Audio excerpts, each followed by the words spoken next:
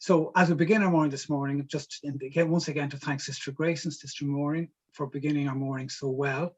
I'm going to invite Sister Helen O'Brien, and Sister Helen is going to introduce the first of our speakers this morning.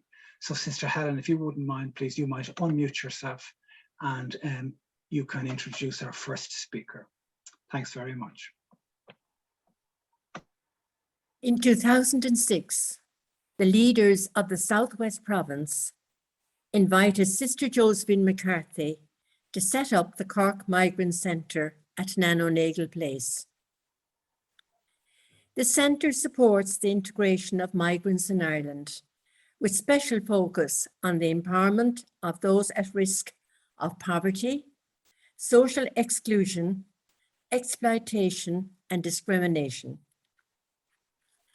Today, we are privileged to have 3 members from the centre with us. They will give us a deeper insight into the day-to-day life of the centre. We have Dr. Naomi Machete, who is a psychologist. She graduated from UCC in 2007. In 2008, she graduated with an MA in forensic psychology. In 2015, Naomi completed a PhD in the psychosocial well-being of African migrant children. She was the recipient of the UCC Athena Swan Equality Award in 2020. Then we have Finola O'Connell, who is one of the newest members of the centre. She graduated in International Development and Food Policy. Finola is a dynamic youth project worker supporting young people from migrant backgrounds. And we have our own Sister Josephine McCarthy, who continues to minister in the centre, supporting and empowering migrant people. As we welcome our 3 speakers this morning, we are reminded of the sentiment expressed in Pope Francis's book, Let Us Dream. And I quote, "Our greatest power is not in the respect that others have for us, but in the service we can offer others." Thank you very much indeed, Sister Helen. So we'll hand over to Sister Josephine to begin her presentation this morning. Thanks, Helen. Thank you, Josephine. Thanks, Brian. So my screen is sharing there, I'm sure, is it? Yes, thank you. Yeah, okay.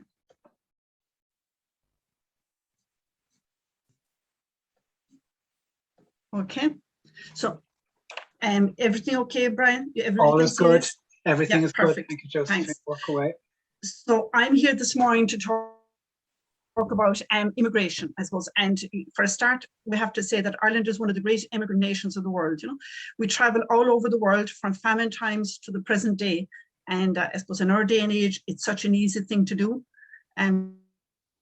Pick a point on the map, pack the bags, and off you go.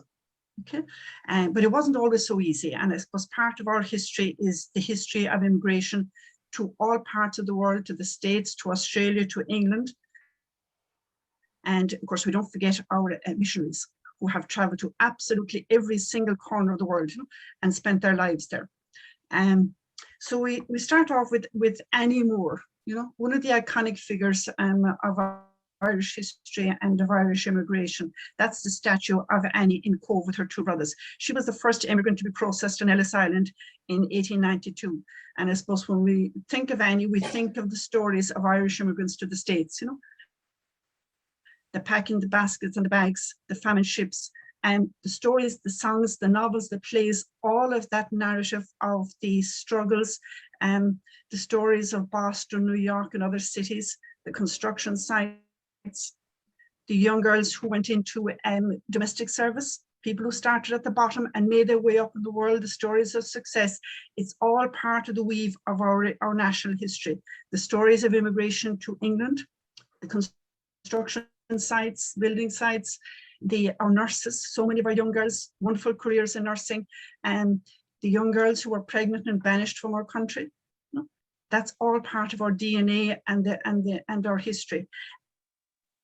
And this is just a statistic that I came across that I think is startling.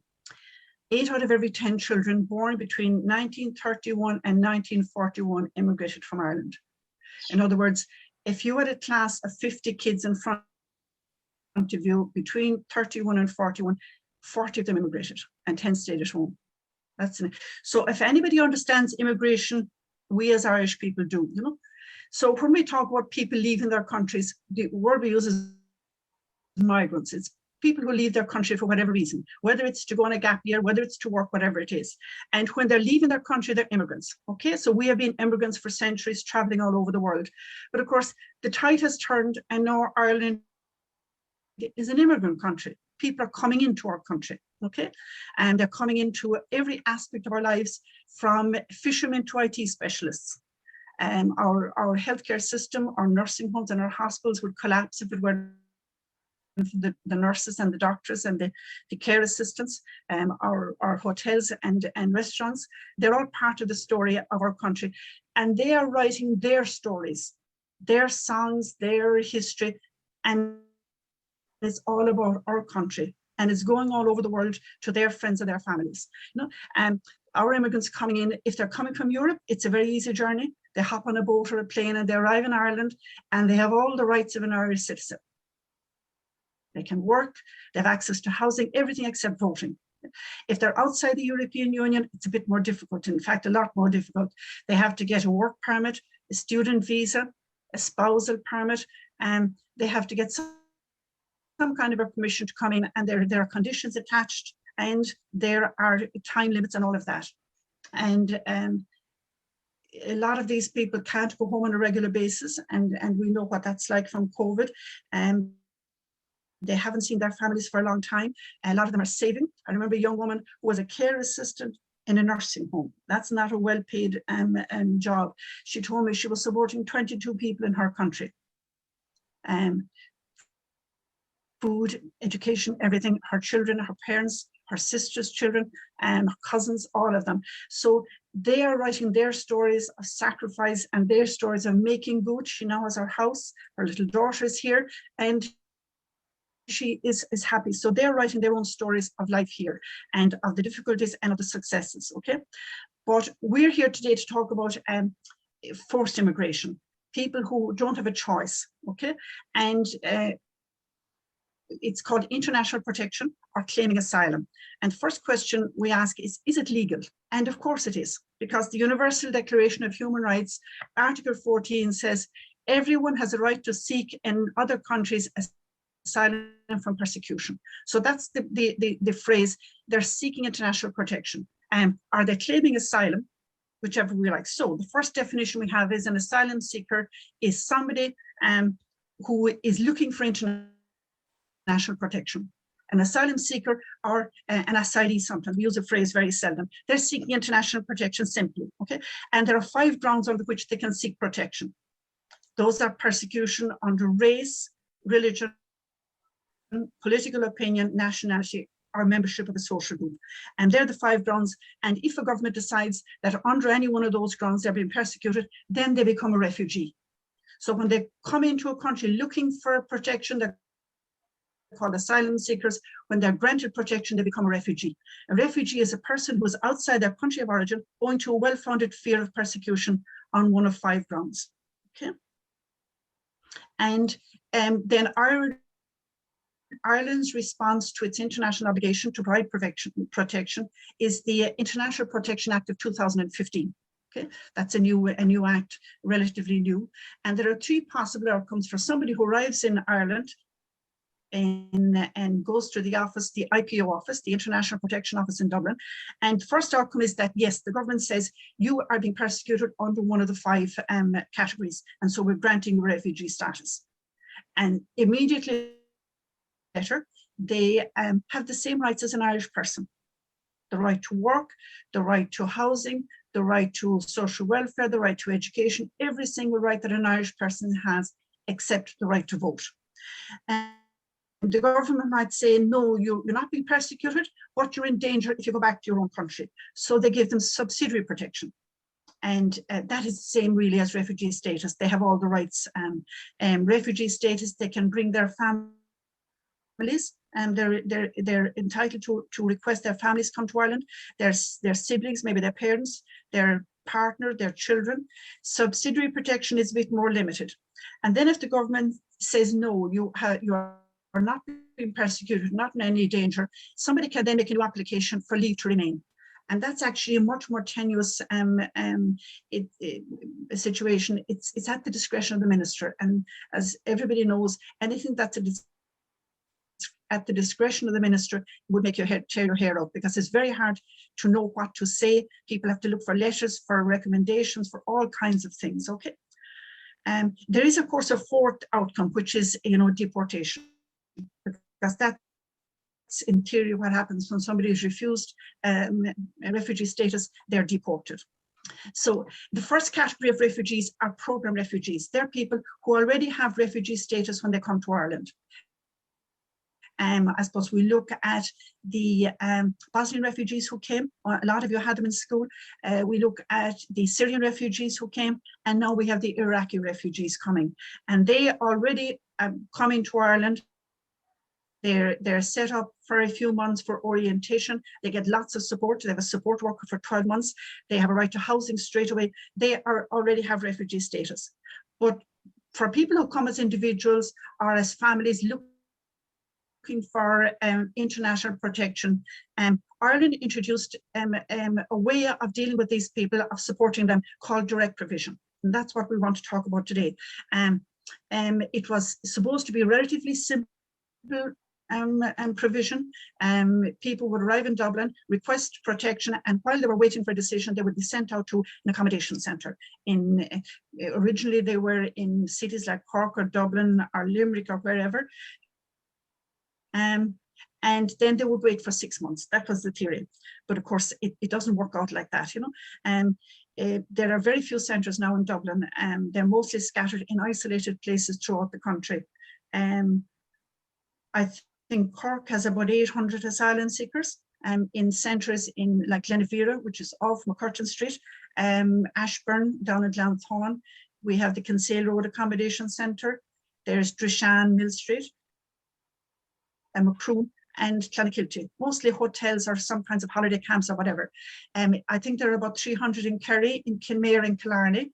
And in Limerick has 3 accommodation centres. The most notorious one was out in Foynes in Mount Trenchard. It had dreadful conditions, and that was closed recently, actually. And the big problem with direct provision, and direct provision, again, we're saying, is Ireland's response to its international obligation. It's the way, the system that's set up to respond to our obligations under international protection. It's a long process. That's the first thing we can say, a very long process. People arrive at the office and they're given a short-term accommodation in Dublin for a few weeks, and they have an interview. They don't get a copy of that interview. They're kind of traumatized. Sometimes they don't know what country they're in. Okay? Then they're dispersed around the country to sometimes very isolated areas, very little transport, no support. They just arrive in this centre where there are other people, and maybe different culture, different language. Then that's followed by a 62-page questionnaire. Now you can imagine the difficulty of filling out a questionnaire of 62 pages when English is not maybe your first language, or when you're not sure, or you can't remember, because as time goes on, you forget, and then you wait for the long interview. And that wait could be 6 months, 12 months, 2 years, 3 years.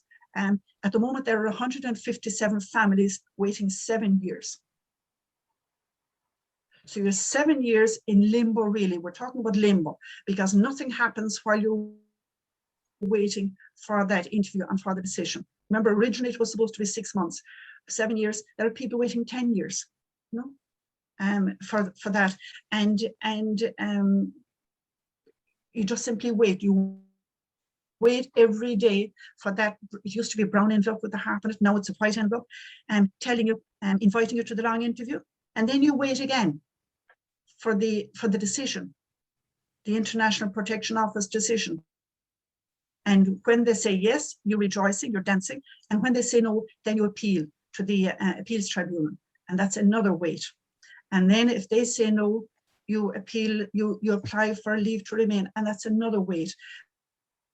So it's, you know, if you had a prison sentence, you'd know it was 6 months or 10 years. But this is like an open prison, really. You know? And then what happens when people are refused, when they're deported? Well, very often they don't leave at all. Or they come into the country with a student visa and they overstay their time and their 2 years, or they come as a visitor, like all our Irish in the States, and they overstay the visitor's visa, and they end up without a document. Undocumented, 20,000 of them roughly in Ireland at the moment. So they have no permission to be in the country, so they don't exist. They have no rights and they have no entitlements. So where are they? They're in our restaurants and fast food places. They're in the industry, maybe mushroom industry or growing places. They're in our building sites. They're in homes. We all know that if you have somebody who needs care at home, the home help hours are very few. A lot of people can't or don't want to or are not ready to go into a nursing home, and they employ somebody who's undocumented. So they're living in homes with families, but if they get sick, they have absolutely no right to anything, no social welfare, no healthcare, nothing. They don't exist. They live under the radar in our country. The good news is there is an amnesty supposed to be coming before Christmas. Okay? So we look at the direct provision centres, and as we said, the huge problem is the length of stay. It's the length of time that they're just living day after day after day after day waiting, nothing else. It's shared accommodation. So if you're a single person, for instance, staying in Glenavera in Cork, you could be 3-4 people in a room. That's somebody maybe a different language, a different culture, somebody you don't know. If you're a family, if you're a couple with maybe teenage children, you have 1 bedroom. If you have more children, you might have 2 bedrooms. Okay, you're provided with 3 meals a day. If you're not there, you don't eat. Very few people eat in the dining room, because you can picture, 100 to 150, 200 people in a communal space, and the tensions that arise. Somebody wants a door open, somebody wants it closed, somebody wants a light on, somebody wants it off, somebody wants to sleep, somebody else wants to walk around, children are too noisy. So people, stay in their rooms. So they're living, everything they have is in their rooms. They get up in the morning, they have breakfast in their room, they collect the food, the children go to school, parents stay in the room, they come home from school, they do their homework in the room, they watch television in the room. They might have a small fridge, because some places have access to cooking, but there's no place to store your food. It wouldn't be safe. So they keep the food in the room. They might have a microwave to heat up the food. There's prams are there if they have children, their buggies, their books, their school bag, every single thing is in that room. And then for any other expense aside from accommodation and food is covered by weekly payment of €38 for an adult or 29 for a child. They can work after 3 months. Asylum seekers are allowed to look for work. The problem is that more and more these centres, as we said, are in isolated areas. So it's very difficult to access work. And if they can get a bang out of a car, they can't get a driving license because they don't have utility bills to prove their address. So that's one of the problems. One of the big issues is the health issue. As you can imagine, people living in those conditions, every research that's been done shows there's a high level of depression, that people can arrive traumatized, and in spite of that, instead of improving, their level of depression increases with time because of the isolation. These are centres, accommodation centres, where there might be children, so you can't just rock up and walk in as a visitor and walk around. So they're very isolated. There's forced idleness. If they can't work, they have very little language sometimes. One of the biggest gifts you can give to to asylum seekers is language, and so many of our sisters are providing language support. You know, you couldn't do better work, really. There's a general lack of support, and that's where the work of the Migrant Centre comes in. And a lot of these centres are outsourced to private management. So while the individual manager might be a lovely person and be very kind, they're there for profit. So they spend as little as possible really on the centre. Somebody said, for the first 3 months you're smiling, and after 3 months you're begging to be let out. And one of the big problems is that it identifies people as they, as them, as others. Because if somebody is living in a direct provision centre, they're not us. They're not in our neighbourhood. You know? And then the last issue that I'd like to highlight is the issue of children. There's very little research yet. It's the history of our immigration, people coming into our country is too short yet for long-term research. But the children are living in a direct provision centre and then they go to the local school. Well, they're immediately different. They immediately stand out as different, because they're living in a communal centre. They're arriving, they might be bussed in there, but everybody knows where they are. Now, if there's one thing we in Ireland know, it's from our history of orphanages and institutional care, we know that that has consequences. The children can't invite friends home. It's difficult to access help with their homework. There are all kinds of issues that I think we don't have to spell out. We know that there are going to be consequences. And from the children's point of view, a lot of these children come in as small children, or they're born here. So where they're concerned, they're Irish. So they're arriving at school with their shiny uniform on the first day of school, thinking, I'm the same as everybody else. I'm coming as an Irish child. I'm Irish. And they say that.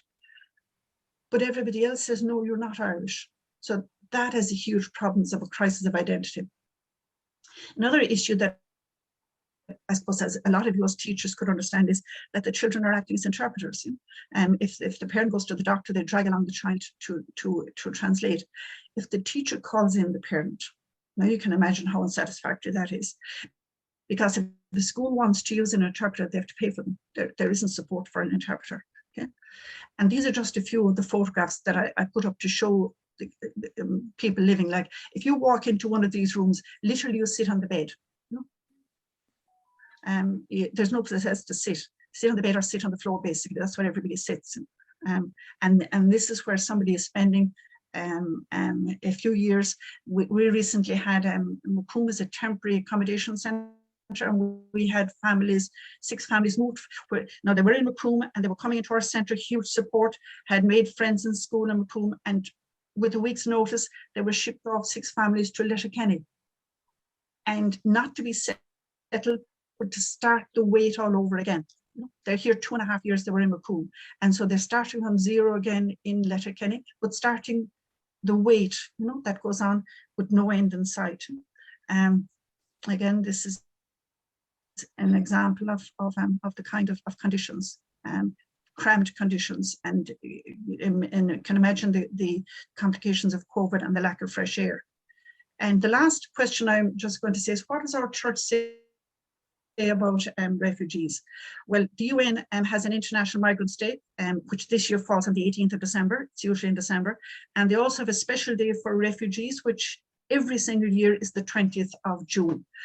But the Catholic Church has joined, and I think very, very wisely, they don't differentiate between migrants and migrant workers, economic migrants, whatever you want to call them. They have one day for celebrating, and it's September 26th, which I'm sure is why we're doing this theme today. It's coming up tomorrow week. And the theme for this year is Towards an Ever Wider We. We know the church says that everybody is created equal. That's our belief. And certainly the church would say that we following the teaching and the actions of Jesus, who was a migrant and part of a refugee family. Jesus belonged to a refugee family that following his actions and words, we help those who are in need. And Pope Francis this year said, this is what he said when he was announcing the theme. Pope Francis emphasizes that this focus calls on us to ensure that after all this, we will no longer think in terms of them and those, but only us. And if there's one thought, I suppose, we'd like you to take away from today, it's that every time you see somebody walking down the street, a neighbour in the shop, you think of us. We're all here in Ireland. We're all together on this journey. And the last point I'd like to make, pardon me, it's a question people often ask. They say, okay, people are coming for international protection and there is a cost involved. And so it's costing us. But in fact, research in every country is showing that actually having migrants and refugees in your country doesn't cost. There is a net gain to the exchequer. That's every research that's been done shows that because of the work that people do and what they contribute to a country, the net gain to the exchequer, never mind the gain in terms of diversity and colour and food and customs and all of the lovely difference that immigrants bring to our country, economically, it's a gain for us. And I just want to finish with one little anecdote. This man, we can see him, Nadim Zahawi, is leaving number 10 because our friend Boris Johnson did a reshuffle a few days ago, and he appointed Nadim Zahawi as the new Minister for Education. There he is. He's a 54-year-old man. Now, the interesting thing about Nadim was that when Nadim was 9 years of age, he fled Iraq with his parents as a refugee child who spoke no English. Isn't that something?